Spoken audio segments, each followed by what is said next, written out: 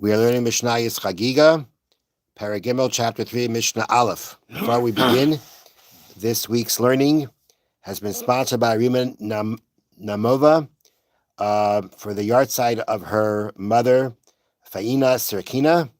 And today's learning is being sponsored by Barry Steinberg in memory of Avraham Yosef ben Baruch Moshe.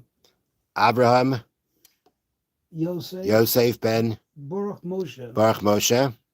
And the previous one that we missed was Chaim ben Gedalia. And for Chaim ben Gedalia. Neshama should have an aliyah. Okay. Again, continuing. So let me read to you from the introduction here. The Chachamim, the sages, enacted many different decrees to protect the tahara of items possessing holiness. Since there are different levels of holiness, the sages enacted different levels of protection for the different levels of holiness. In most instances, decrees enacted to protect the tahara of holier items were stricter than those enacted to protect less holy items. Okay, that's just a quick introduction. And as we know, we've been having already until now the 5 different levels of holiness. And what we're dealing here with is, as the introduction says, the different enactments, the different restrictions, the different decrees that were enacted to protect the purity of the holiness of different things. And again, depending on the level of holiness, that was the decree that was enacted. So Mishnah Aleph begins like this: Chaymer ba'kodesh v'mitruma. There's a stringency of kodesh. Kodesh means meat of a sacrifice. There's a stringency that applies to meat of a sacrifice over truma. Shemat bilan kelim b'seich kelim b'truma. You can immerse in a mikvah vessels inside a vessel for truma, avaloi l'kodesh, but not for becoming pure to use for sacrifice meat. If you have vessels there are 2 vessels that are impure, you want to go ahead and you want to purify them for usage for truma. One is big, one is small. So you put one inside the other, and you put them in the mikveh. Now, we know that in order for a vessel to be immersed in a mikveh and to become pure, there cannot be a chatzitza. There cannot be something that separates between any part of the vessel and the water.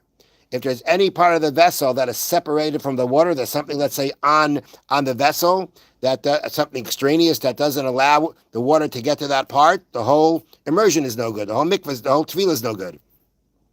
So in this case, you've got a smaller vessel inside a larger vessel.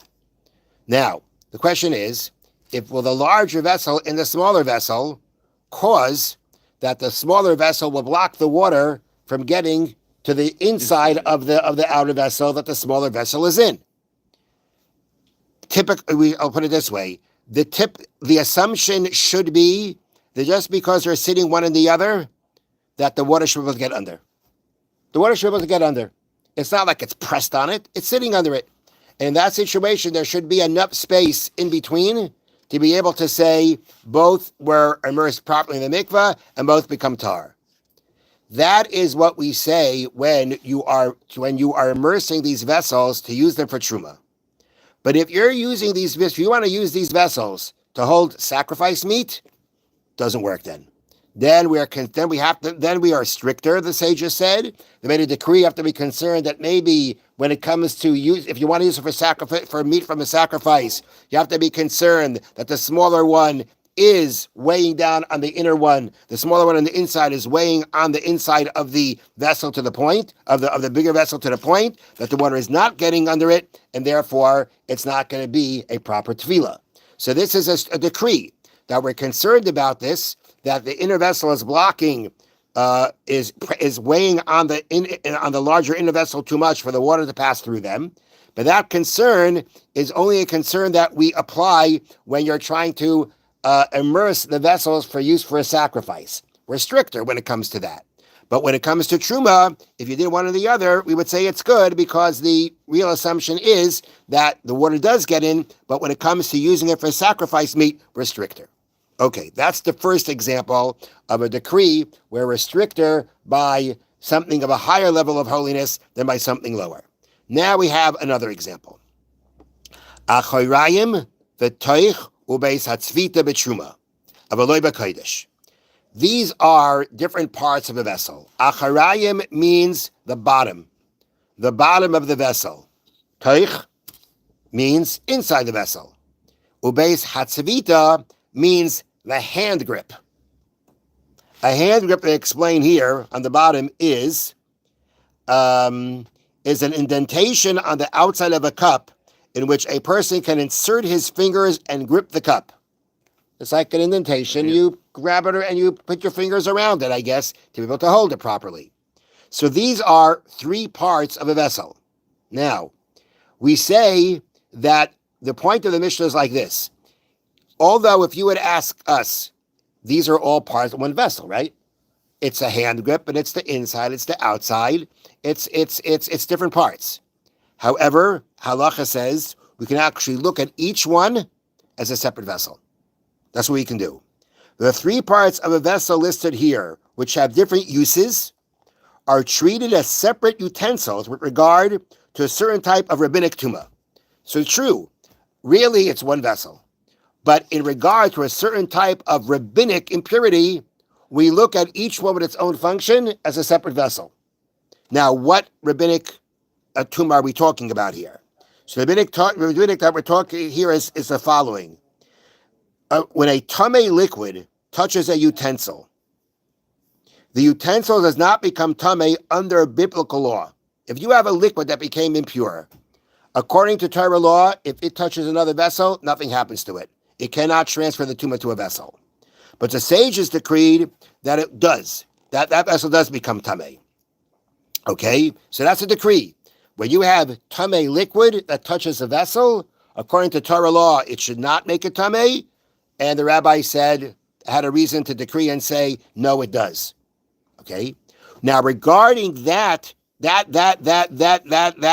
impurity, that rabbinic impurity, the rabbis, they say it here, soften the decree by ruling that the outside of a utensil cannot transmit rabbinic tumah to utensils inside or to its hand grip. Meaning, they said, when it comes to this rabbinic impurity, that we're going to consider these three parts of the vessel like separate vessels. And therefore, if let's say the outside of the utensil becomes tamei from this rabbinic impurity, it cannot transmit the tumah to the utensil's inside or to the hand grip. Only the outside is impure. The inside is okay. The hand grip is okay. Neither can the hand grip transmit the tumah to the inside or outside of the utensil. If let's say that liquid got into only in the hand grip, so it's only going to make the hand grip tamei, it will not affect the inside or the outside. If, however, the liquid touched the inside of the utensil, the entire utensil becomes tamei. That's that far they didn't go. When it came for that's the Gemara brings down that this leniency that the Rabbanan applied to this type of rabbinic tumah, that leniency only applies that we look at each part as separate, only regarding if the tumah touched the hand grip or the outside. If it touches the inside, then the whole thing becomes impure. Okay, but that's a leniency, right? To go ahead and say that each part is considered like a separate vessel, and therefore if the impurity touches the outside, let's say, nothing else is affected, that's a leniency. Because in the rules of tumah, it shouldn't be working that way. But it's a rabbinic impurity, and the rabbi said, this is how it's going to work. This leniency that we have is only leniency regarding truma, avaloi b'kodesh, but not when it comes to sacrifice meat. Meaning, if you want to use this utensil for sacrifice meat, then the leniency doesn't apply. If it touches the outside, everything's tamei. If it touches the hand grip, everything's tamei. The leniency was only leniency they applied to truma, to say you want to use it for truma, okay, it only touched the outside, you can put the truma inside. It only touched the hand grip, if it touches the outside, not a problem. That's only regarding truma. But so again, if it touches by truma, if it touches the outside and the truma touches it touches the hand grip and the truma touches the outside, that's going to happen to the truma. The truma touched the impurity touched the outside, you put the truma inside, it's fine. But that's not going to be true if you're talking about sacrifice meat. Sacrifice meat, we're stricter. This leniency doesn't apply. Any part that gets touched, the whole thing is considered impure, which is really following the regular Torah law regular Torah rules when it comes to purity and impurity, even by your rabbinic impurity. Okay, we're going to stop here and continue the rest tomorrow. Let's do the Chofetz Chaim now. Okay. There are many other ways that people who speak lashon hara are actually do it in a tricky way. And they just go in and like innocently just say over something about their friends. And they make it like, oh, they didn't realize that's lashon hara. Oh, we're saying something wrong. Or what they said was, oh, this is what so and so did, meaning they play innocent. They know what they're doing. They know what they're trying to give across, but they play innocent to say, oh, I said something wrong? This is something wrong about the person? Oh, this is about so-and-so? Nonetheless, all these are considered lashon hara. A lot of these things that Chofetz Chaim points out may not sound like so novel, like it sounds almost elementary, like why do you even need to say it? But he said it because he was trying to cover all possibilities.